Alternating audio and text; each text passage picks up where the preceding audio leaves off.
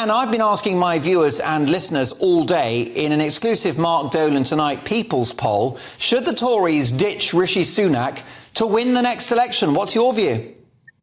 Well, I mean, my view is I would love them to ditch Rishi Sunak and plunge themselves into yet another leadership election, yet another period of chaos, because it would assist the Reform Party. But if I were looking at this from the Conservative point of view, the very last thing they need, is another leadership election, particularly as there would be a whole load of hoo-ha about Boris coming back and all the rest of it, and it would just make them look what they are, which is chaotic, disorganised, ill-disciplined, complete parliamentary rabble, and it would just confirm that view. So if I were a Tory, that's the last thing I'd want. But I have to say, you know, as a member of Reform, if they want to conduct themselves in that fashion, well, fine.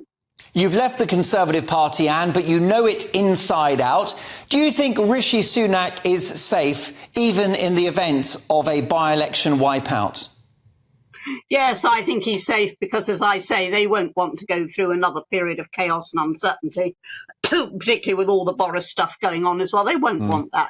So I think he is safe in the sense that, you know, not that everybody will have confidence in him at Westminster, but rather that people at Westminster would say, look, you know, we just can't afford to do this all over again. So from that point of view, he's safe.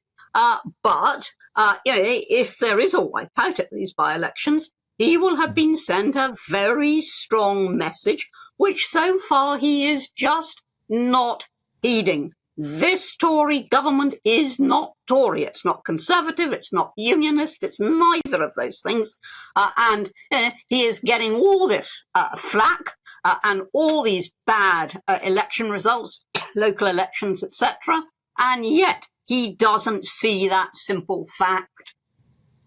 However, as the CEO of the country, do you think he edges it over Keir Starmer, which is the likely choice in a year's time? Well, I'd always rather have a Conservative administration than a Labour administration. I mean, I don't think that will come as a great surprise to anybody. But all I can say is, you know, that if Keir Starmer wins, he will be doing what this lot are doing anyway. You know, there isn't really that much difference between them. So if the, you know, with the subtext to your question is, you know, should we really be battering the Tories because it might put Keir Starmer in? We bought that last time as the Brexit Party. We bought into that argument last time, and looks what happened. You know, you've got a Tory government that's not Tory. Now, Anne, can I ask for your reaction to the news that the Supreme Court have blocked the Rwanda plan? Do you think it's dead in the water?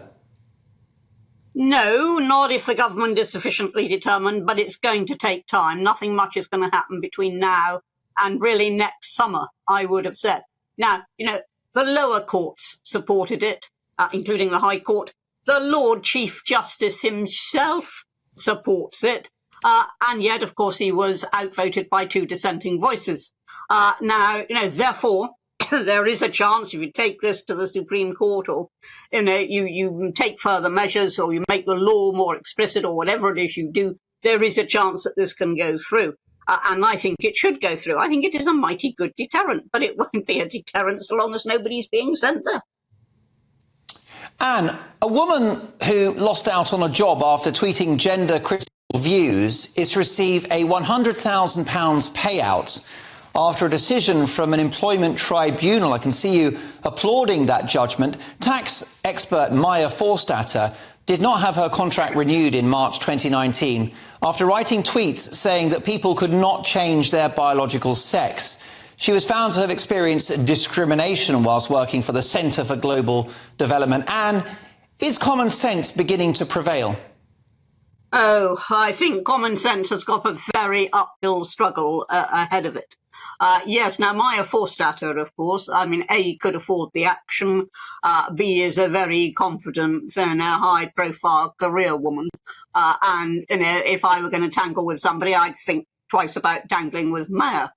But it's Mr. and Mrs. Blogs that I worry about, the people throughout the country who are in ordinary jobs, who feel they cannot say what they think at work in case they will lose their jobs. Now, that used to happen in the Soviet Union. That matter, it used to happen in Nazi Germany. But in my lifetime, it happened in the Soviet Union. that what we want to copy?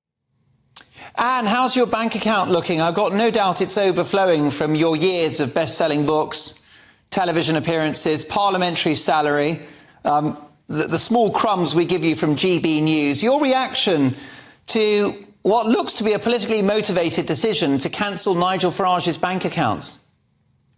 I think it should be a legal requirement that if a bank is closing an account, it has to state why. And it might be something as mundane as you've abused your overdraft once too often, or it might be something as esoteric as you've been accused of money laundering. But whatever it is, you should be told at the point of closure. You should be told. And if the banks won't do that as a matter of decency, then they should be obliged to do it as a matter of law.